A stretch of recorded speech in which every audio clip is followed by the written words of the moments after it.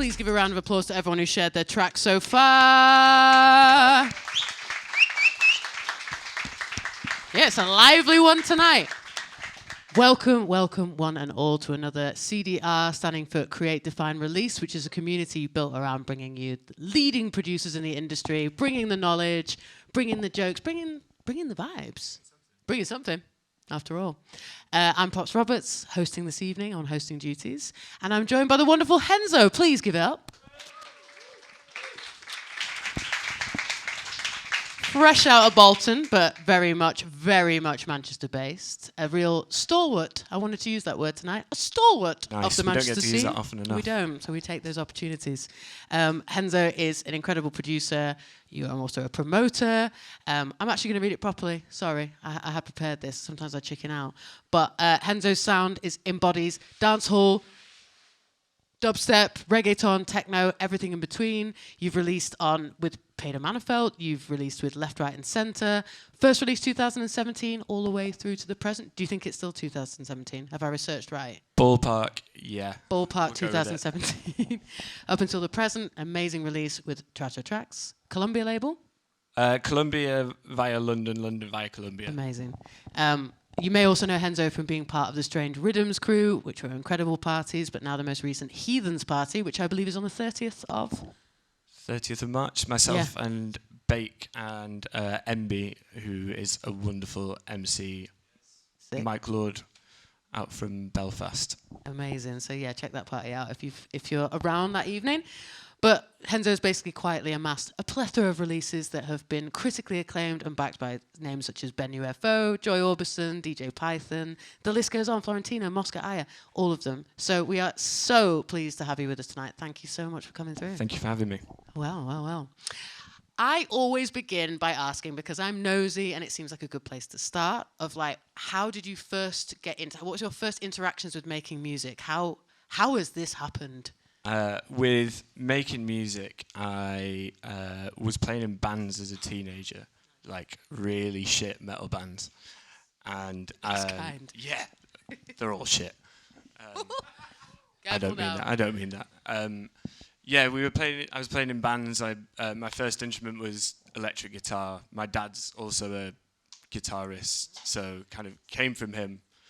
Like, grew up around music equipment in the house and stuff. And we were terrible at remembering what we'd written. And I had the last like white plastic MacBook, like not MacBook Air, not MacBook Pro. Oh just yeah, I've MacBook. dropped one of those babies before. Yeah, I mean they were kind of bomb-proof, but they went through a lot. Yeah, well you can test it.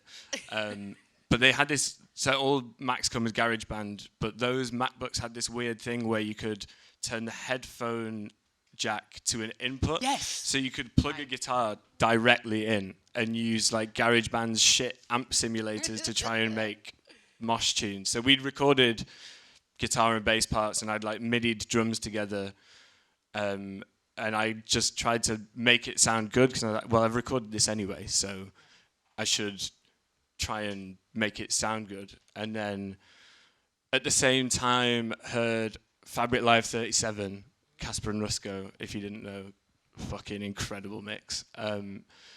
So kind of was like a mosher that was into dubstep. This was era appropriate. Anybody that was 14 in 2007, you were probably on my level. So it was like making mosher music, kind of making dubstep. My dad gave me a bootleg copy of Reason 4. Oh. Shit. Oh, absolutely fucking awful. Like, this was before... Nah, come on, I kind of love Reason still. This the was wobbly before cables, come on. You couldn't even have audio channels. It was all MIDI. What else do you need? Audio channels. Yeah, fair play. And plugins. Anyway. Yeah. We struggled. So, ended up, like, went to college, stopped playing in bands because I couldn't be arsed dealing with other people. But was still making mosher music on my own, and then was like, why am I doing this? I'm not playing in a band. I have like no one to do this with, and then just started going out to like dubstep nights in Preston where I was living at the time. And what then were they like? Yeah, just scatty. I felt the kindness in that choice of words. Yeah, that was a serious euphemism. Yeah, they were pretty gross, but they were fun. Did like promoted a couple of parties with friends when I was like 18 in a gay bar, which was they were the only place that would let us like string up a sound system. Shouts to the gays. It was such a weird. Shouts to the gays, definitely. Always. But yeah, like in a gay bar with a huge like hand-built proper like dub sound system with like the string netting hung from the ceiling, but everyone's buying fish bowls from the bar. Weird kind of Venn diagram of things going on there. But yeah, was making dubstep. Moved to Manchester, and I think I started Henzo when I turned 21. So that's 9 years ago. Couldn't find a crack for like a later version of Reason, and some friends had Ableton, and I could crack Ableton. So you just had to put up with Ableton instead. Best thing I've ever done. Thanks, Reason, for being impossible to steal. Changed my life. Amazing. So you created Henzo.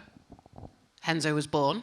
Henzo was born. Henzo was born. What are the moves then? So from then until now. From then until now, we won't take the scenic route, but Okay.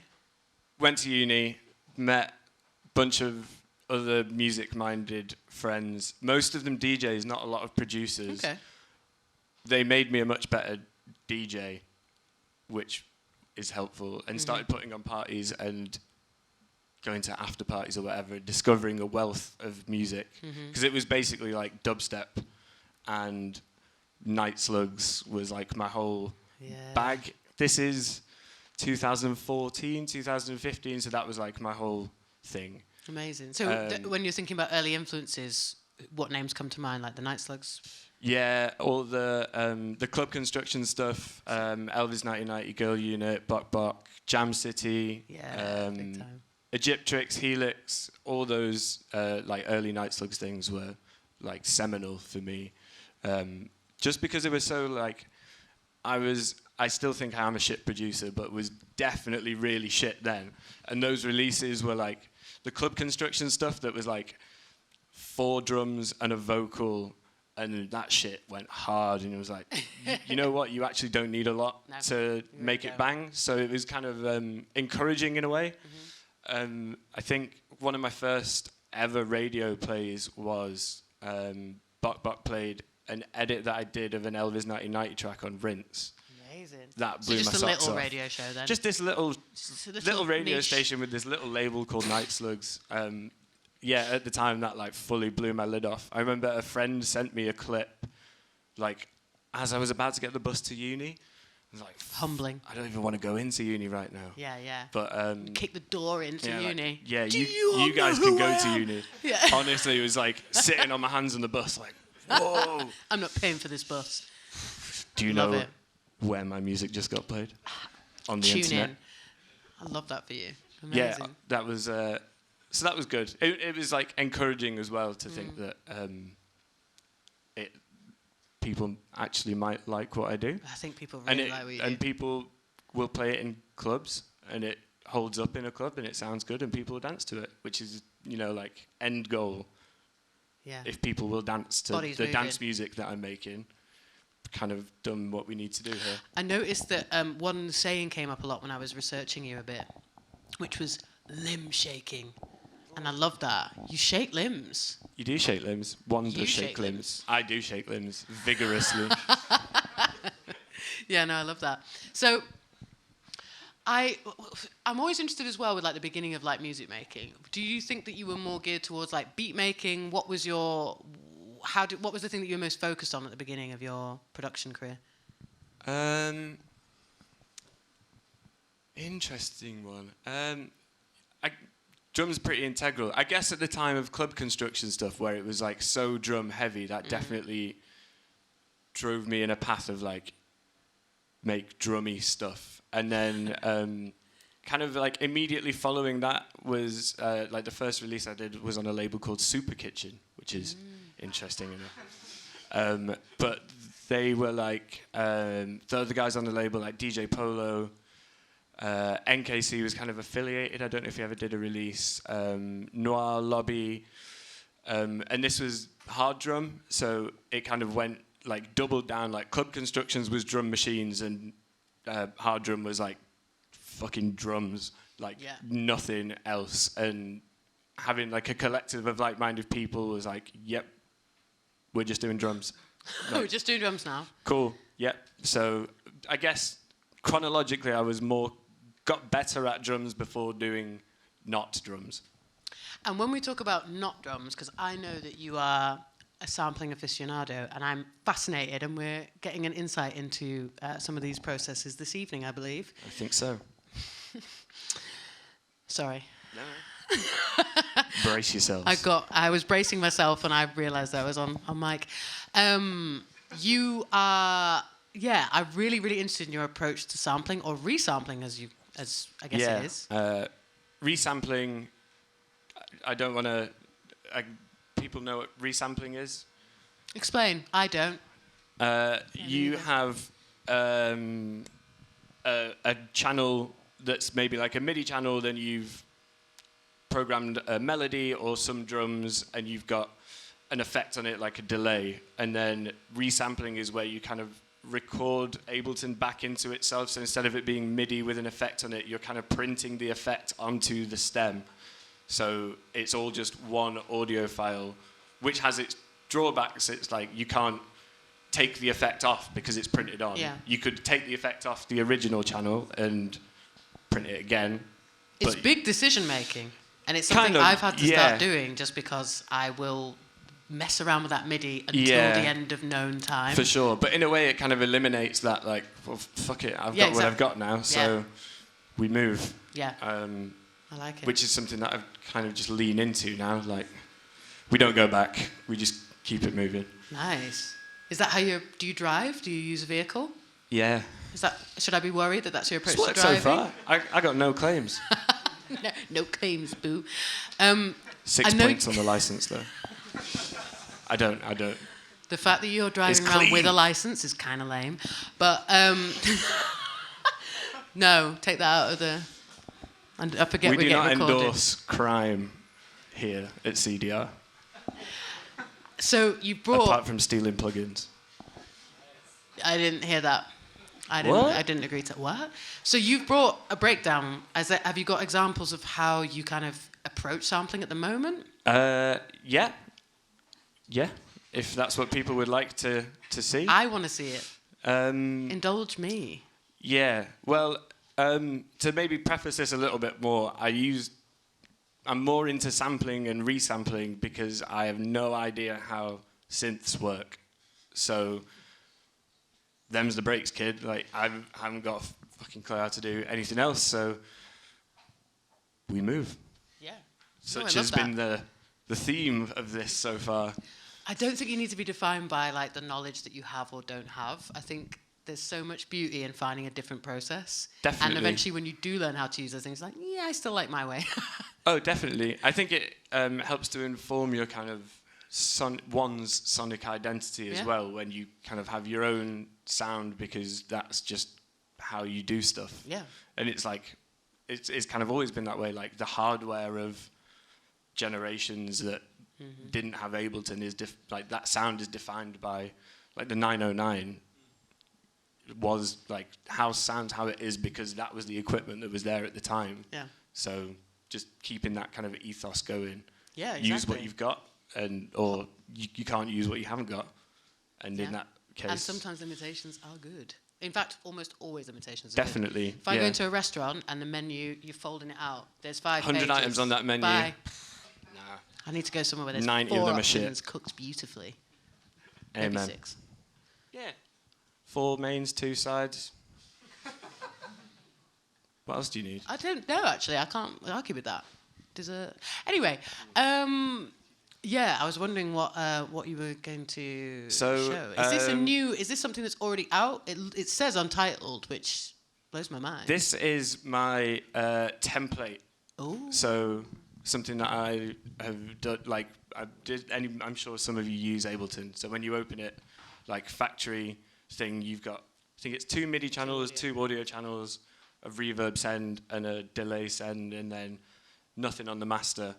And something that helps me to get ideas down quickly is to kind of have my own like template like this, where I've got the stuff that I know I'm going to use and it's already there, so I don't have to fuck around setting it all up, just because I might have an idea for something, or hear something that I want to sample, and I just want to bang it on, get it done, and this helps me to do that. I'm going to interject and say that if you don't already know how to do that, it's really simple when you go into the actual just the file menu. So you set it up how you want it, probably get rid of the info in there, and you just save live set as a template or as the default set.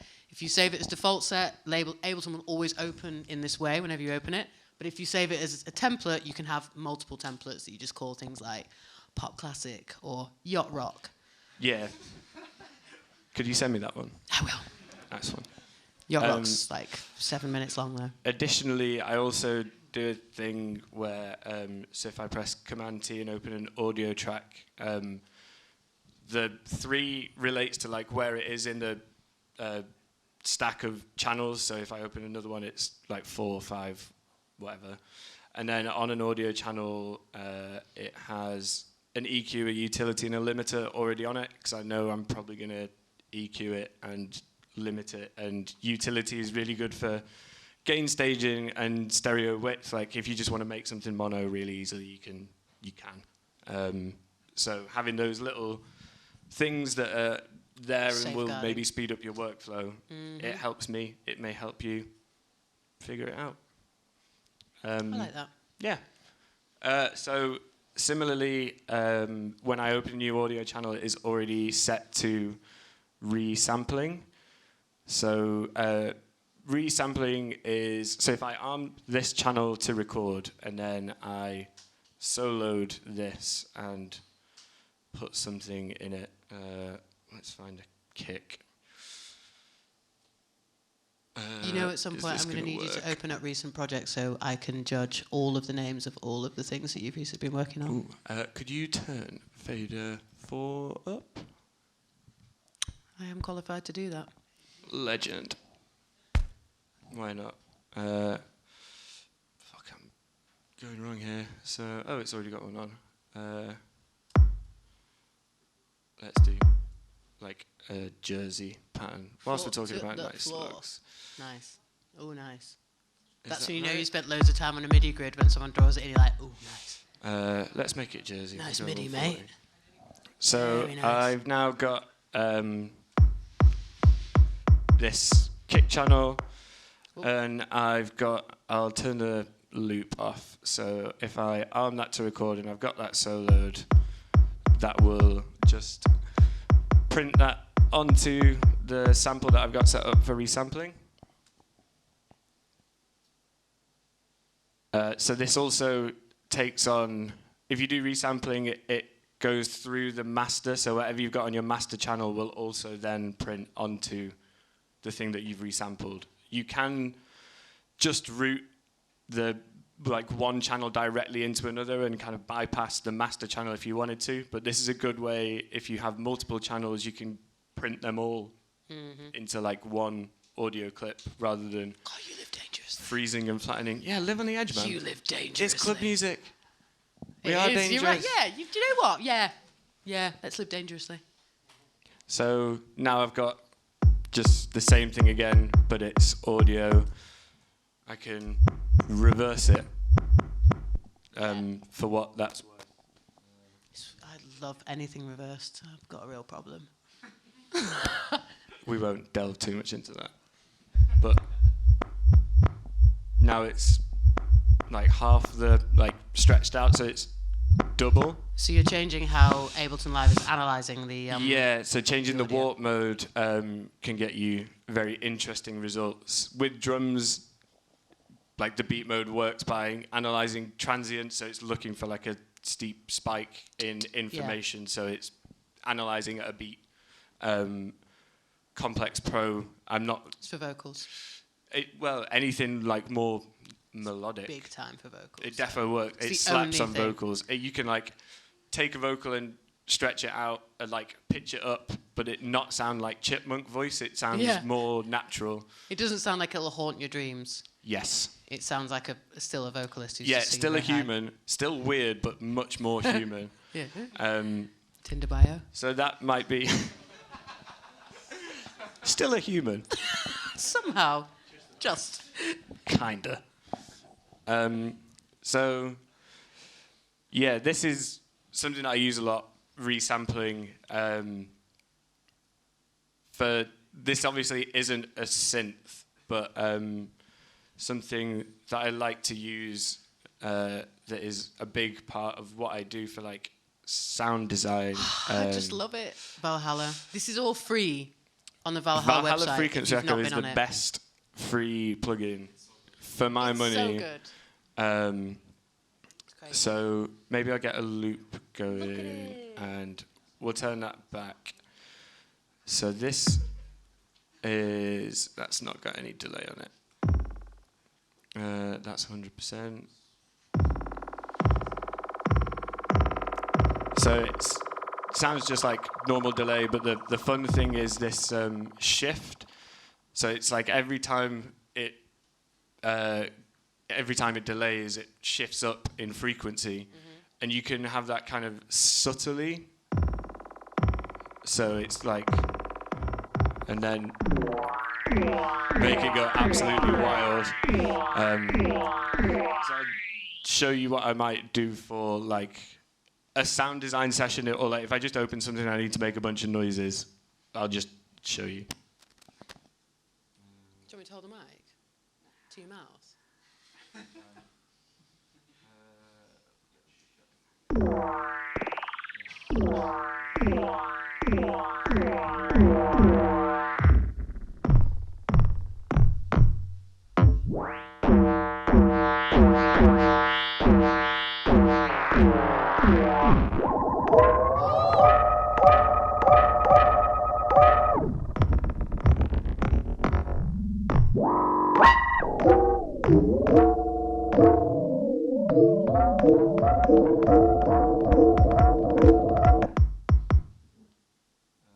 Yeah, that's sick. Drastically different.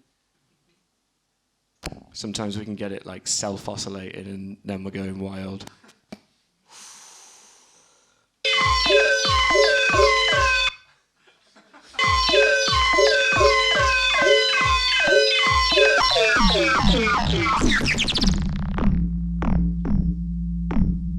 So now we've got like tonal stuff coming in here as well.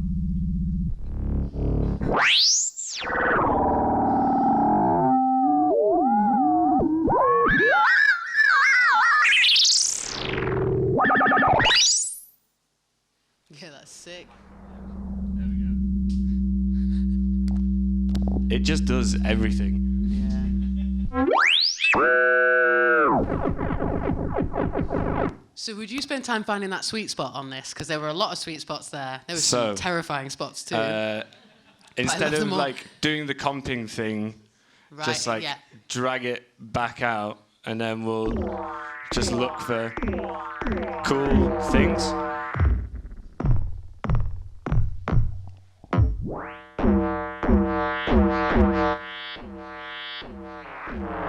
Just start fucking around with stuff. Love that. And then maybe we'll let's find a cool bit and see what we can do.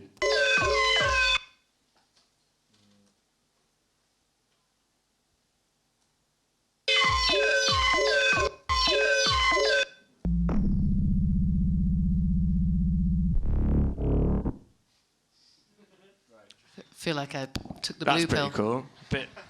Bit brown note, but Love it. so reverse that. Maybe we'll stretch it out.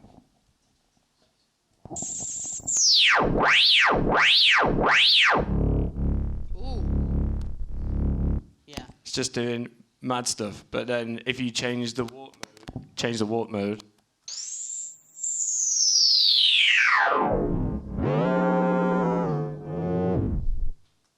It just makes a bunch of freaky noises, and then I'll just spend a bit of time like chopping them up and finding them, and then maybe like save them into a sample bank. Like if I can't figure out how to like feather a little nest with them, then I'll just wang them in a folder, and maybe next time I sit down and try and make a tune, I'll go through the like, oh, here's some cool sounds that I made by fucking around, and I might find a use for them further down the line. So just keeping them like saved in a little folder tucked away. Yeah. Another thing that I do, I'm quite like militant with like the directory of all my files. So organizing stuff. You should all be Ableton Live users collect all and save, which again is up here. So I think some of you might know about my story of when I went all the way on a train to a session, hadn't collect all and saved. Took a whole project, buzzing. I was buzzing. I couldn't wait to show it off. There was nothing there, fam. There was nothing there. Just ghosts, just little shells of samples. So I had to go home on the train like that. I'll never make it. And I didn't. No. Be organised. Be organised. It's worth being organised. Do collect all and save. Because collect all and save basically groups everything. You go to File, collect all and save. It grabs everything. So when you're grabbing things from a sample pack, you're grabbing things from another folder. Let's say something's from your desktop, something's from your hard drive, something's from your iTunes, little filaments of stuff. It grabs it all and it's inside the project rather than it looking for it everywhere on a computer. So I've just saved this on my desktop in a folder called CDR project. And if I go OK, and then Ableton does its little thing, and then desktop, CDR project, samples, the things that I've just recorded are now saved there, and I can access them very easily. And do you ever categorize them if you haven't used them? Do you ever put them together like by type, like synth sounds, beat kind of sounds? How militant do you go? Sometimes, depending on like how much I've worked into them, sometimes it might just be a big long like thing like that where it goes from like howling, screeching to like super low, or like if sometimes I'll literally have like a 10-minute recording and it's all over the shop, and then I'll spend a bit of time and be like, this ended up sounding a little bit like a clap, or if I reverse that, then it'll sound like a dubsteppy whoop kind of thing. So maybe I'll like filter them out a little bit, but generally it just all gets like bunged in a folder, and I just kind of go through them, and I know that they're cool. I like chop bits out that I'm like, yeah, this is cool, put that in there. But then I also do keep the original take somewhere in case I need to go back to it and get something else from it. Nice. Yeah, be organised. On the organisation thing, if you have all of your projects saved somewhere, so I've got like, I don't know, let's go into there. If you can go into your projects, maybe this is one I didn't back up, and this is now mugging me right off. It's all been a lie. If you go into projects, you can drag in a channel from another project or a group for another project. So this is from like a completely different tune. Yeah, you just drag and drop. But you drag it in, you'd be like, oh, I made a cool loop there, and now I've got this group. So that's from a tune that's at 90 BPM, and it doesn't make sense in this context. But if you made a cool stem from a tune, or like you've got a 16-bar loop that you're wasting time on, and you're like, I love this bass line, but I cannot get anything else going. And then you start a new thing, and you're like, this is great. I just wish I had a bass line. Yeah. You can go to aforementioned bass line and just drag it in, and you're like, right, my job's done. Cool. Yeah, it is great. And it's also, put your hands up in the crowd if you label all of your channels. Yeah. You at the back. What truths, no lies. Brownie points. So you see, if you're using like your past Ableton projects or whatever, if you potentially could use them for something else, if you're not labeling them, it's going to be really hard to find them. So I'd say like try and think about that, like a new discipline. Sort your shit out. Tell it, like name it what it is. Yeah, Mine was a I'm playing good cop at this moment. Just try and be organised. We've only got an hour. Yeah. Yeah, sick. Amazing. So you're basically, so the way that you're fragmenting, like you've got this whole hard drive full of potential like tools all the time that you're making. Do you tend to approach making a track, basically, do you go in on one session and come away with a track, or is it something that's like you're chipping away at various projects at a certain time, or? I've come to the point now where I kind of try to compartmentalize. Sometimes you're in like songwriting that you can. The best tracks are the ones that you fucking nail, like front to back. Couple of hours, you just get them down. They're the like, and you just walk away like, yeah, that was great. Sometimes you're just there making cool sounds. You're not making tunes, you're just making sounds. Or for me anyway, sometimes I just sit down and I'm like, I'm going to make a bunch of cool noises. Yeah. Or I'll try and make a tune, realize that I'm not in tune making mode, and be like, all right. Kind to yourself. I'm making cool sounds, can't kind of figure out a tune out of this. So I'm just going to carry on making the cool sounds and take the stress off of like, need to make a tune. Yeah. No, you don't. You can make a bunch of cool sounds, and then when you're making a tune later, you got a bunch of cool sounds. You're giving yourself a leg up. Like, you're helping future you by doing the legwork now. And then the other one is like mix down arrangement mode, where sometimes I'll have made a 16-bar loop and cannot for the life of me like arrange it into some kind of meaningful tune. But then I'll sit down one day and be like, oh, I've forgotten what that project even was, and open it up, and I'll kind of be like, oh, I can hear what I was trying to do then. Couldn't figure it out then, but it seems very easy now, and I'll just take a 16-bar loop that was a bit, like, it was just a loop, and then I can bang it together into a track. So it's like using the different facets of your brain in a way. How do you approach arranging out of interest? Reverse engineering. Like, in English GCSE, when they're like, start writing the story from the middle, work to the end, and then make an intro that just makes sense of the rest of it.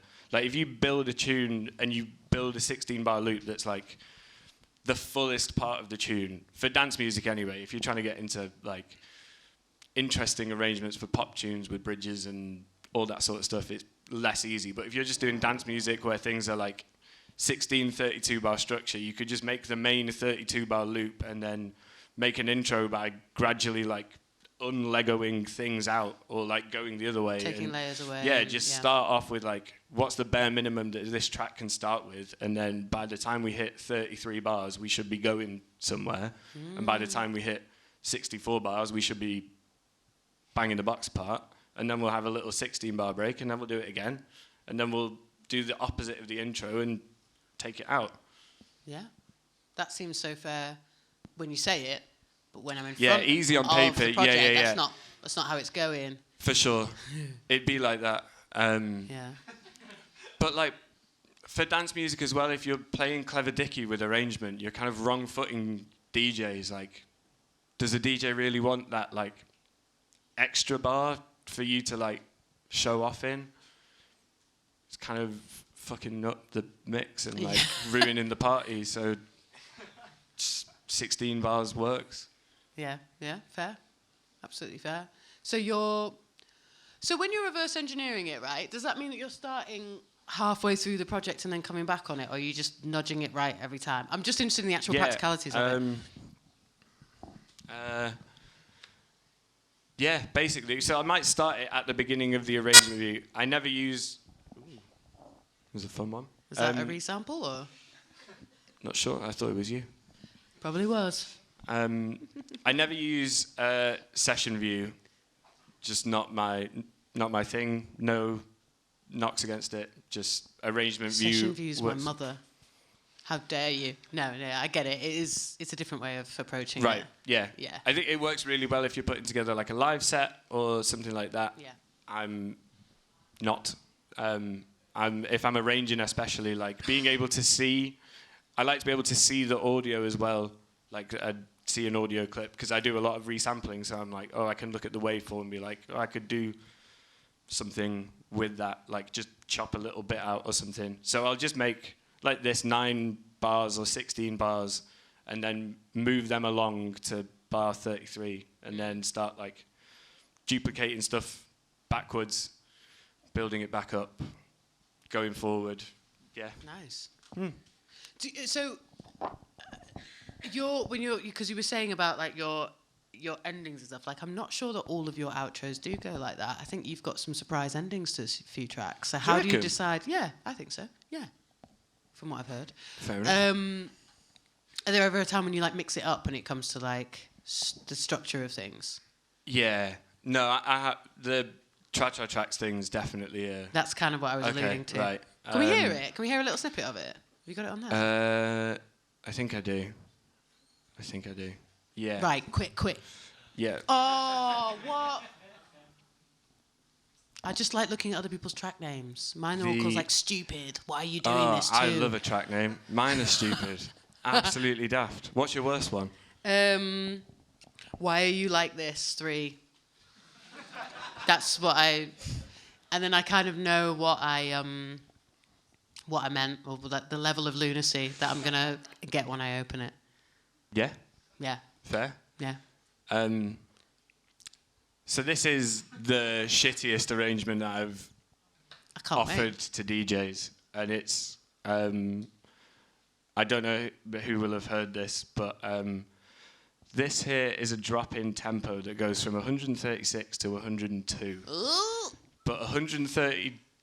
No, wait, let me work this out. 102 is 3/4 of 136. So, like, a bar and a half of 102 BPM is the same as a bar of 4 at 136, or something like that. So basically, it looks the same on a CDJ when you load it in. They kind of line up, and then it goes back. So if you play it, right, we'll play the end bit. Maths is not my forte. I've kind of left really the building mine. after you said like the first number, but this is sick. It works. So, hang on. Let's just. So it's this bit here that we're looking at up until there. So this part is like you can hear the pulse. It's 136, and then this bit kind of goes into like a bit of like a beatless thing. So you kind of lose the beat, and then it comes back in, and it's 102, and then over here it comes back in. So if you're brave enough as a DJ, you can play it at 136, know that it goes to 102, just start playing from 102 there. Or if you're a pussy, you can wait for it to go back up and carry on.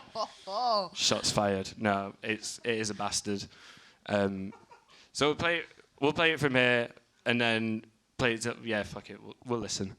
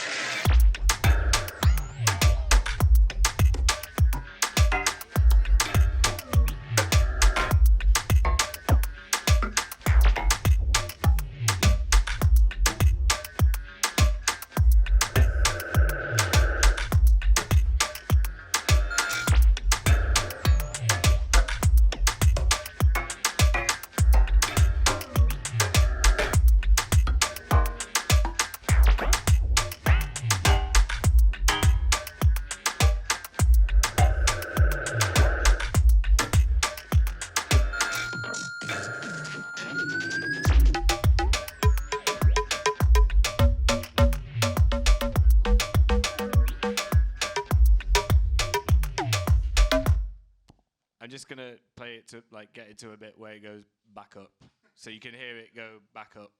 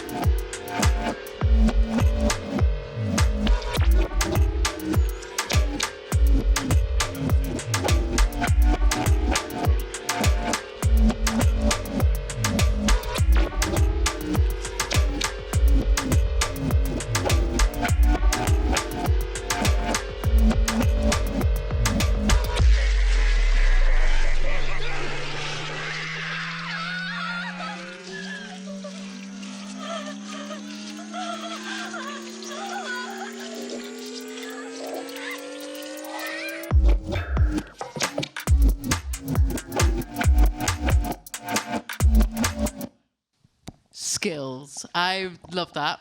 I love that. It's fun. Come on. Yeah. Bold as brass. That's what they call you. It's just nice to have a tempo change. If you need something to like, yeah, you want to go down, but you don't want to just like completely suck the fun out of it and like stop wherever it is and start again. You can come full circle kind of thing. I also feel like that this will, you know, if I was playing this out in a club, I'd be like, right, this is a Henzo tune. Okay. You can't sit tight. I wouldn't chat during your tunes, you know what I mean, in the booth, because I don't know where this is going at any point. So I'm just like, this could go completely left field at any point. So I kind of love that. There's a few artists like that where I'm just like, don't keep your eye off this. No, I love it. I really love this track. I was talking about the wild automation going on, but that's reverb, isn't it? Like where it's... Yeah, the reverb sense, it feels like it's going to... Like the reverb is a service to the track, except you don't want it to kind of lean into the next part, so just roll it out just before the switch. And the sample we hear, this is from... Yeah, so the bits in like... Is there a guess? The like beatless bits are... Someone's guessing on the scream. What scream do you think it is, kind person? Porn. No. Great guess. It's... No. Disgusting. It's... Messy. No, it's a very violent scene from an anime film. Much more and it's kind of both parts. So it's in 2 layers. So I think this is like resampled with some phase and stuff on it, and then stretched out. This bit sounds like the way I think my EasyJet is coming down.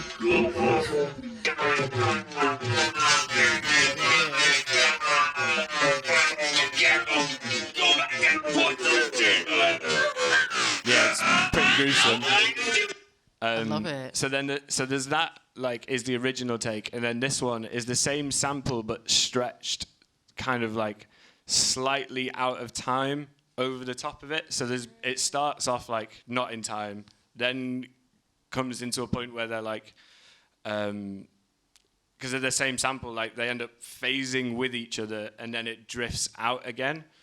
So I'd play that as a group. This seems to be when they start drifting. Yeah, so they're like pretty much in line, and then by the time you get over here, they're like a full beat apart. Go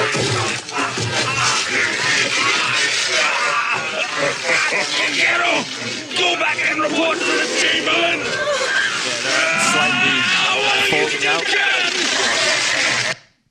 And then the abrupt no reverb into it, it's uneasy. Yeah, you don't want it hanging over. And then I think it's the same thing at the other end, but with the, like vicious.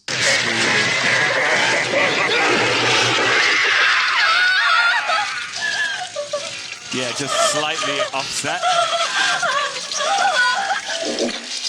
Yeah, sorry, it's pretty vile, isn't it? Taking me back to an old neighbour that I don't want to remember.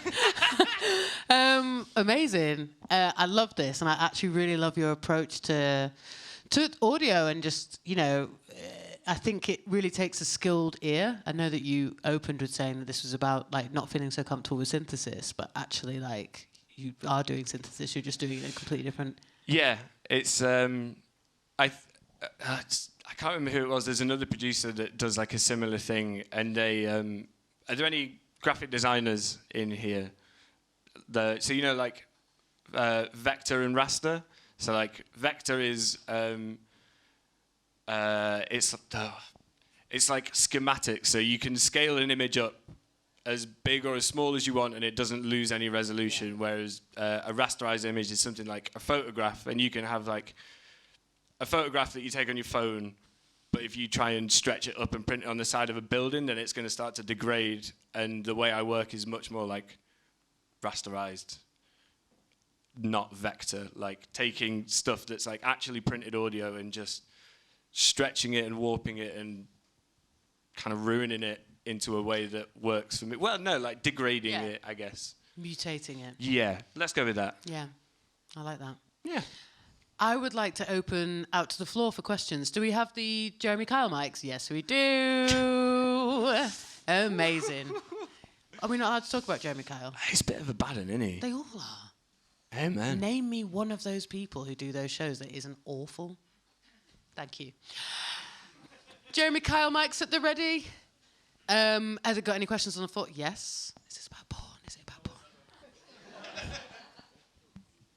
But like we have to admit that the second audio did quite sound like pornographic. I'm not alone. Yeah, with this. I'm with you. No, it's Just been being recorded. tight. You've said what you've said.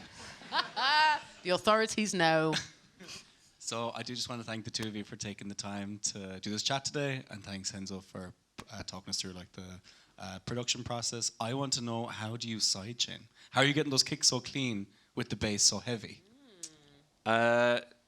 Typically, I would put everything in a group. So low end is kind of what I would call anything where the bulk of it is like below 300, 400, and work that out together. I use the same kick on pretty much everything. And I might like layer it with something else, but I find like if I'm just getting a loop going, I'll start with the same kick and then I just don't replace it because it works. So if you start with something and then you don't notice it as you go along, I think that's the sign to just leave it. Exactly. If it's not broke, don't fix it. So this, again, keep things tidy, label your channels. Sometimes I will just call them like something weird like doint loop. I don't know what that refers to. Let's see what doint loop is, if it's even doing anything. Yeah, so it's just like a low texture doing... So many LFOs on it. It's going wild. Go on. Yeah, there's a lot going on there. Whoa, right, so that's chains glued. on chains on chains. Fuck me, yeah. Really went to town on that one. And then let's see what low is. That's ambiguous.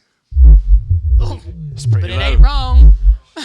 So I think these are the things that I've like resampled, and then oh god, don't look at that. No, fuck that. No. Down the rabbit hole. You didn't see anything. I'd have rather shown you a nude.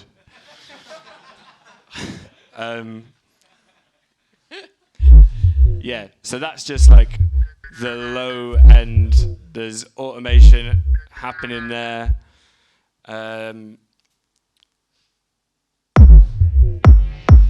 I don't even know if there's that much like side chaining on this. I think the kicks are just like, there's not too much like rumble in the low end of the kick. So like the subs are just sub and then the kick is like just kick. So there's not a lot of overlap. But multi-band you've compression. EQ'd all of that out of that kick there. Yeah, that exactly. lower end. It's got a little bit of grunt. I don't want to open another EQ and confess I want my you sins. to. Oh, that was not so bad. Yeah, just like roll off the real low end and yeah, get them to work together.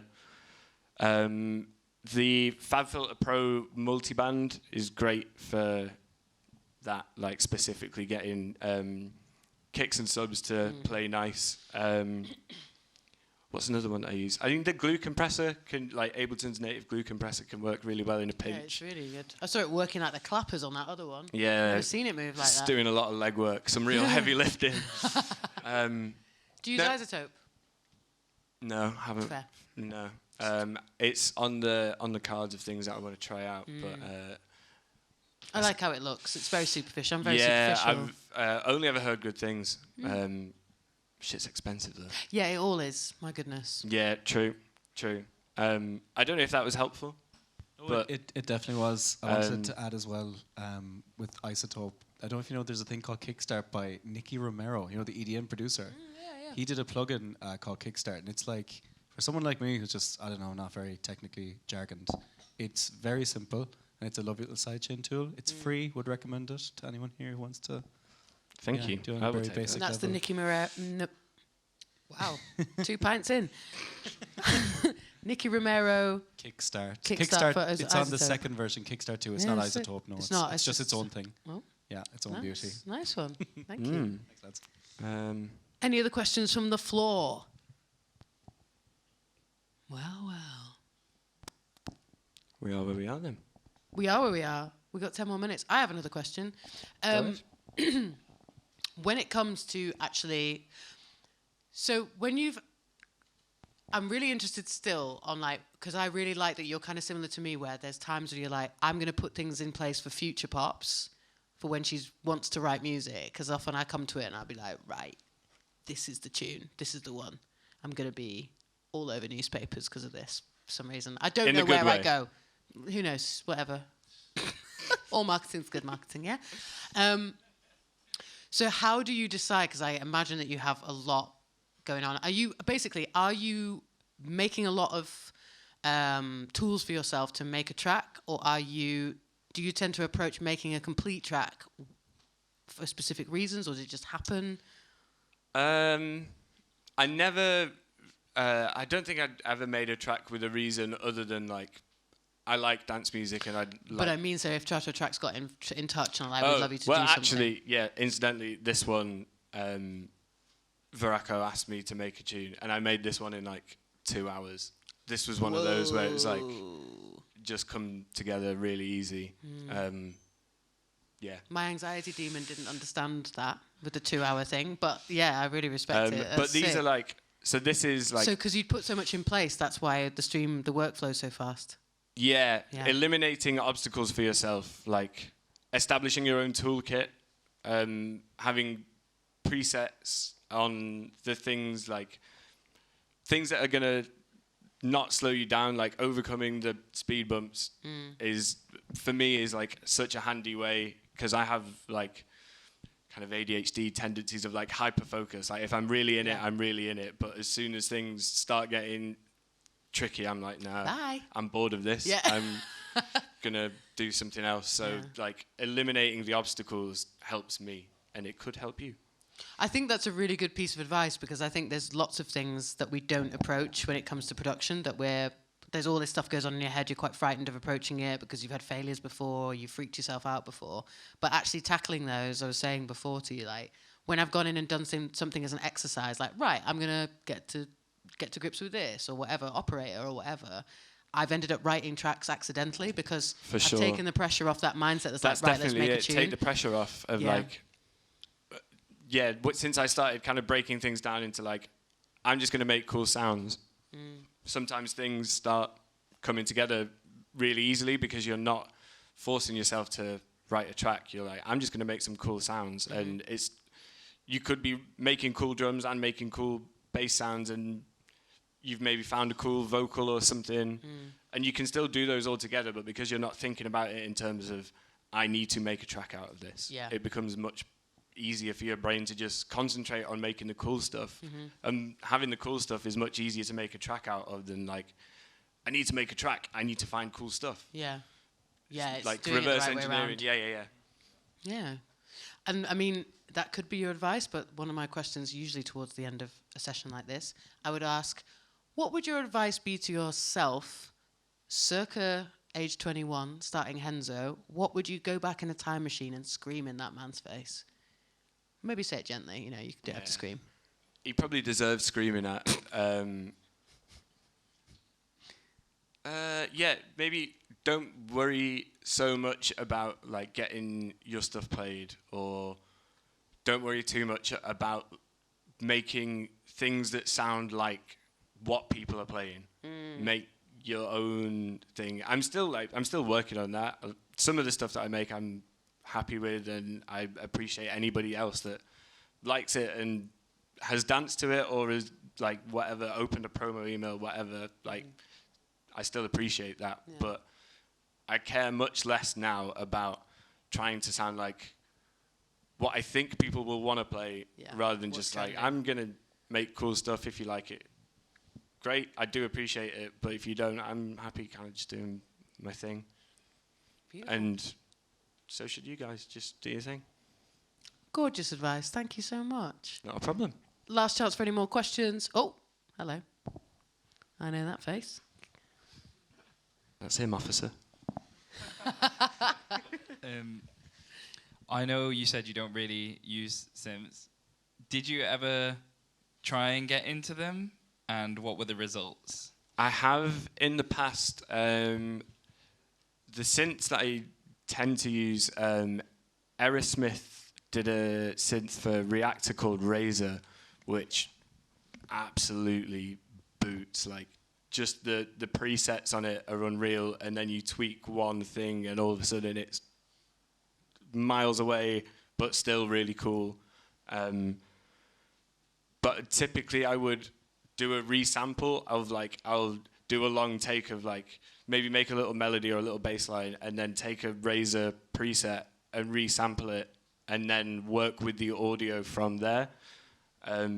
Operator, like, even the stuff built into Ableton is really good. Like, Wavetable and Operator have some gnarly bass sounds. Ridiculous. Wavetable is ridiculous. And like, Operator coupled with Ableton's amp, it's not a great amplifier if you're trying to play guitar. It is a gnarly distortion if you want to make, like, blown out dubstep horridness.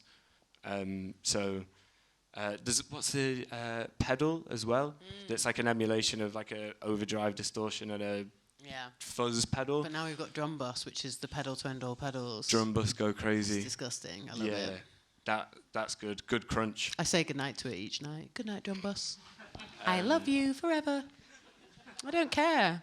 I don't care. I'm insane. I love it. Just tuck it in.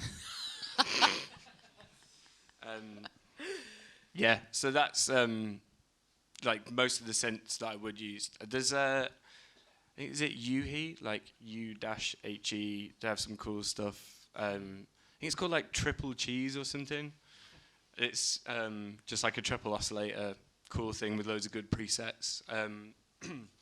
I use I don't know if anybody uses Reactor, but it works in the same way as Max for Live, where there's, like, a community of people that have made patches for it, and some of them are just Reactor effects, so they're processing things, but then there's also synth patches, some stuff like just generative synths, like as soon as you load it in, it just starts howling and going nuts at you. But for resampling, like, you just solo that, resample, take whatever noises you can get out of it, and then turn it off, because there's no way to turn it off. It's just, it makes noise until you delete it from the channel or just turn it off. But there's people have spent hours and hours and hours, years probably, putting together these patches that are mostly free to download. So if you can get Reactor, there's a wealth of stuff that you can get hold of from there. And finding weird sounding synths there is pretty good. And it's not just synths, it's like sequency things. There's all sorts. There's so much to get stuck in on. Well, good.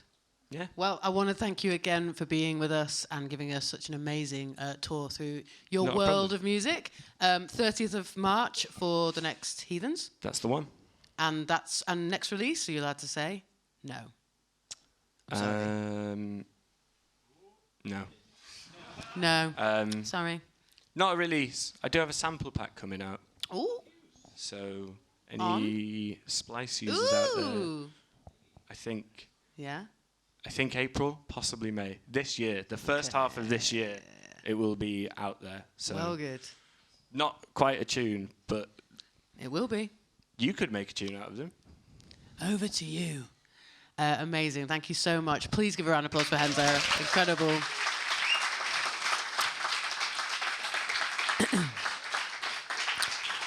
And again, thank you so much for coming out. If you haven't shared your track already and you have a USB with it on, or you have means to email it to us, please do take advantage of this sound system and listen back, even if it's ugly truths, even if